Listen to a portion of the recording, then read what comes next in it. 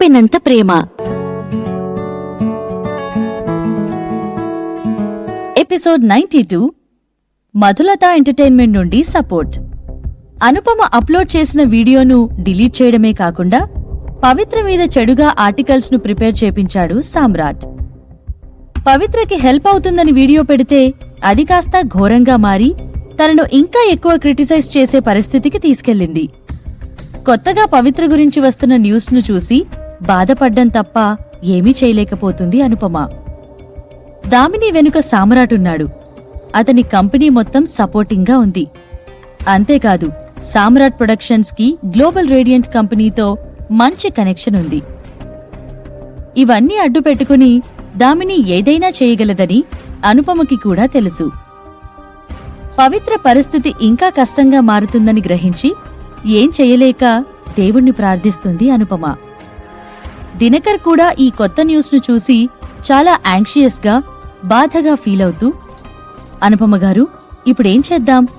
మన వల్ల మధుశ్రీ పరిస్థితి ఇంకా కఠినంగా మారిపోయింది అని చెప్తాడు. మనమిప్పుడేం చేయలేం దినకర్. తనకు సహాయం చేయాలని అనుకున్నాము. కాని ఆ సహాయం వల్ల మధుశ్రీకి ఇంకా పెద్ద కష్టం ఎదురైంది. తనకా కష్టాలను ఎదుర్కొనే ధైర్యాన్ని, శక్తిని ఇవ్వమని దేవుణ్ణి ప్రార్థించడం తప్ప మనం చేయగలిగేది ఏమీ లేదు అంటూ అనుపమ డిసప్పాయింటింగ్గా చెప్తుంది. అదే సమయానికి పవిత్ర బ్యాక్ స్టేజ్కి వచ్చి తన మేకప్ ను తీసేస్తూ డ్రెస్ చేంజ్ చేసుకోవడానికి చూస్తుంది.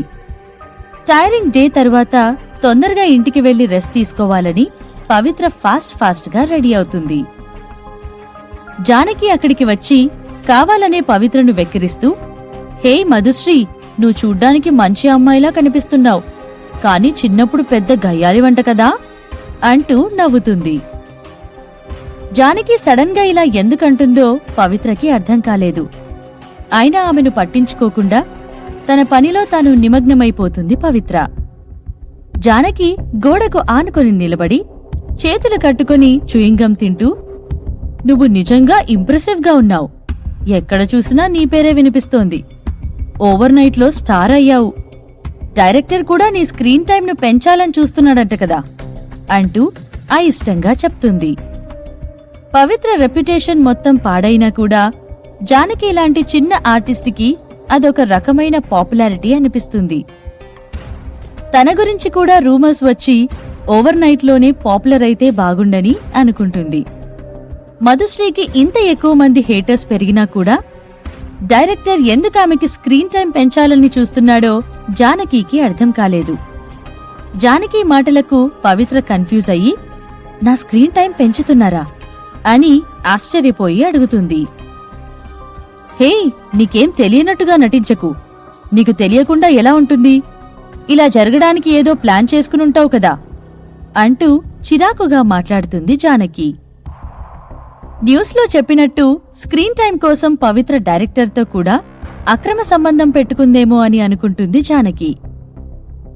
లేదు, నాకు నిజంగా తెలీదు అని షాక్ అవుతూ బదులు ఇస్తున్న పవిత్రను, చాలు నటించడం ఆపు అని అరిచి కోపంగా అక్కడి నుండి వెళ్లిపోయింది జానకి. జానకి వెళ్లిపోయాక అసలు ఏం జరుగుంటుందని పవిత్ర ఆలోచనల్లో పడింది. నా క్యారెక్టర్కి కొత్త సీన్స్ యాడ్ చేసినట్టు ఎవరూ చెప్పలేదు కదా. ఇది కూడా ఒక రూమర్ అయ్యుంటుంది. ఎవరెలా అనుకున్నా నా గురించి నాకు తెలుసు. ఎవరు ఎలా ఊహించుకున్నా నాకనవసరం అని మైండ్ సెట్ చేసుకుని మేకప్ రిమూవ్ చేసుకునేందుకు జియా దగ్గరికి వెళ్లిపోయింది. జియా మేకప్ తీసేయడంలో సహాయం చేస్తుండగా పవిత్ర ఫోన్ను తీసి న్యూస్ను చెక్ చేస్తుంది.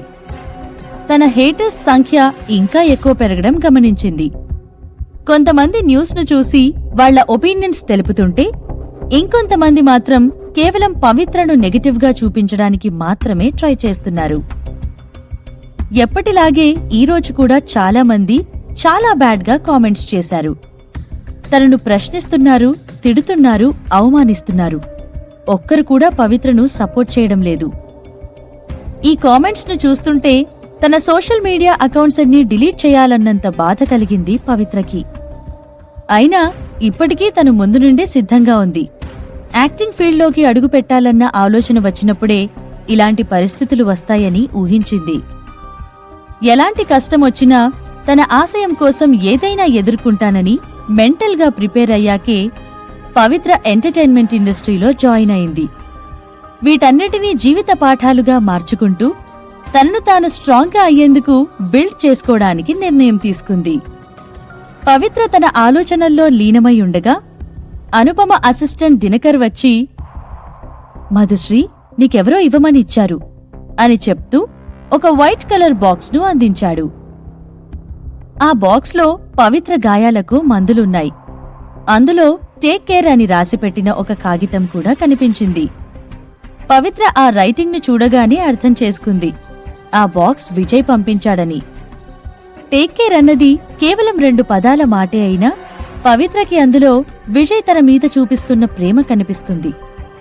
దామిని వల్ల కలిగిన గాయాలకు నొప్పిగా ఫీలవుతున్నా విజయ్ ఇచ్చిన ఈ చిన్న గిఫ్ట్ తనలో సంతోషాన్ని నింపి బాధను మర్చిపోయేలా చేశాయి.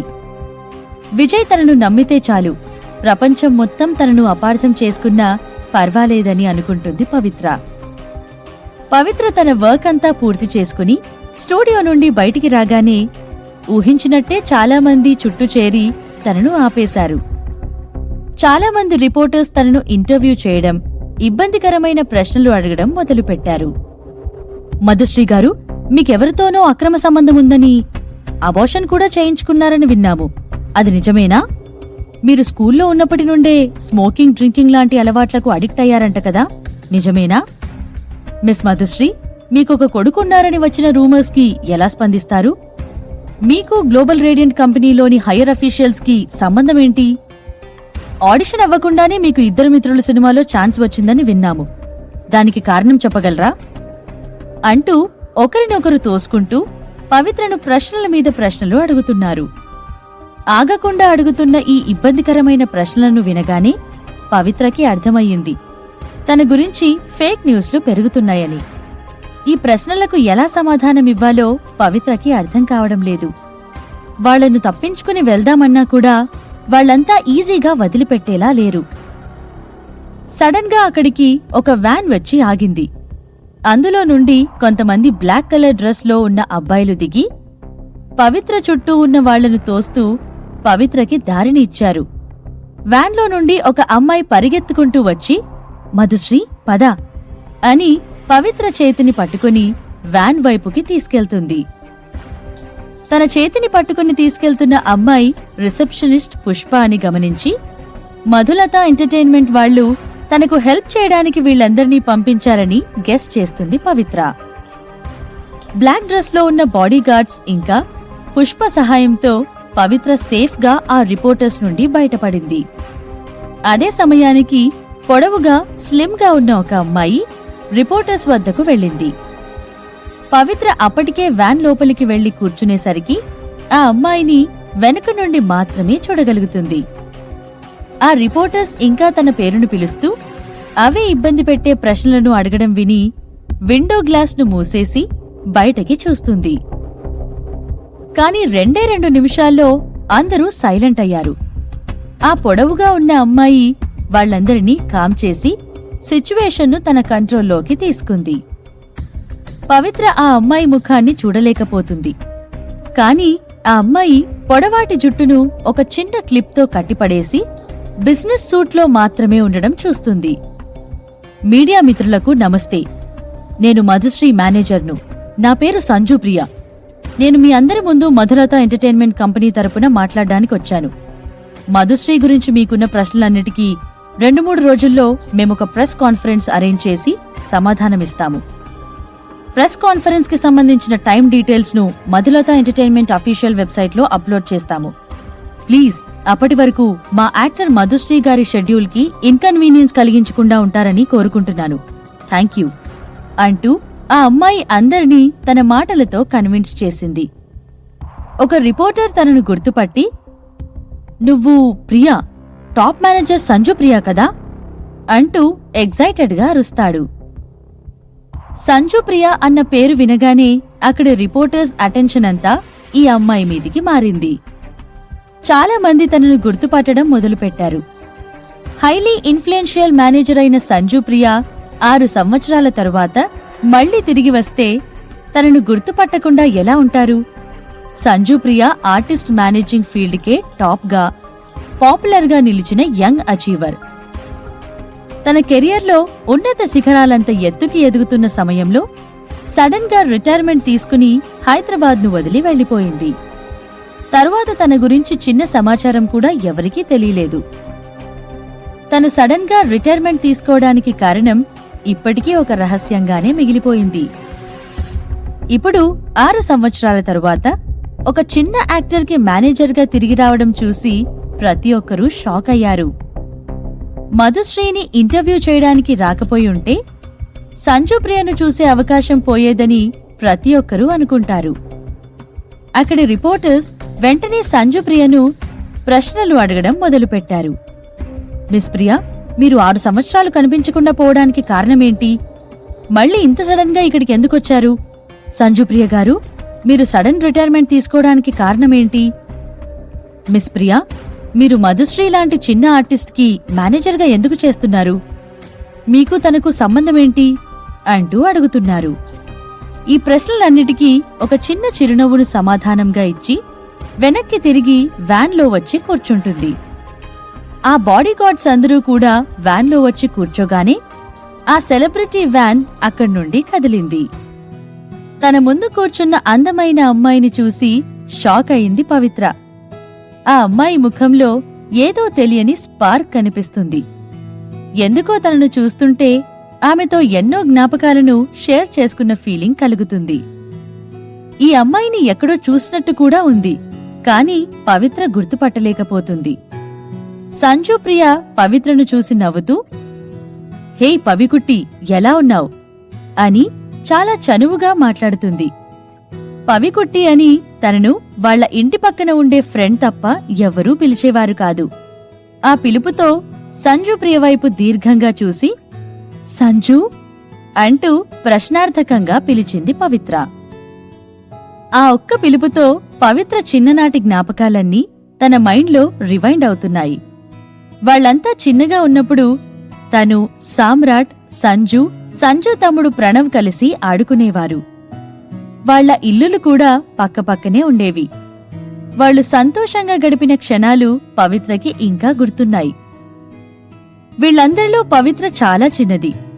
వాళ్లతో కలిసి రోజు మొత్తం పరిగెడుతూ, ఆడుతూ, పాడుతూ ఉండేది. ఈ నలుగురిలో సంజు పెద్దది. కాబట్టి వీళ్లందరినీ ఆడిపిస్తూ జాగ్రత్తగా చూసుకునేది. సామ్రాట్ ఎప్పుడూ ప్రణవ్ను ఏడిపించేవాడు. తన బాల్యమంతా సంజుతోనే గడిపినా సడన్ గా అంత పెద్ద జాబ్ను వదిలి హైదరాబాద్ నుండి ఎందుకు వెళ్ళిందో పవిత్రకి తెలియదు. 6 సంవత్సరాల నుండి తన గురించి ఎలాంటి సమాచారం పవిత్రకి తెలియలేదు. చిన్నప్పటి నుండి ఒక అక్కలా తనను చూసుకున్న అమ్మాయి సడన్ గా ఆమెకి సహాయం కావాల్సిన సమయానికే వచ్చి చేయిని అందించడంతో పవిత్ర ఎమోషనల్ అయ్యి కంటతడి పెట్టుకుంటుంది. పవిత్ర వెంటనే సంజుని హత్తుకొని, సంజు, నాకు చెప్పకుండా ఎక్కడికి వెళ్ళిపోయావు? కనీసం నాకు గుడ్ బై చెప్పాలని కూడా అనిపించలేదా? అని అడుగుతుంది.